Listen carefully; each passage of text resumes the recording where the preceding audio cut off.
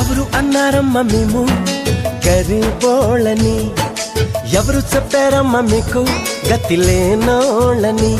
ప్రతి చెట్టుకు కాసిన కాయ మీది,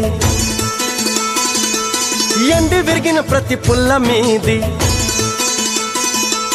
కొండ కోన వాగు వంక గూడెం గుడిసే పల్లె పాట కలిసి వెరసి అడవే మిదమ్మా, ఈ అడవి మీద హక్కే మిదమ్మా.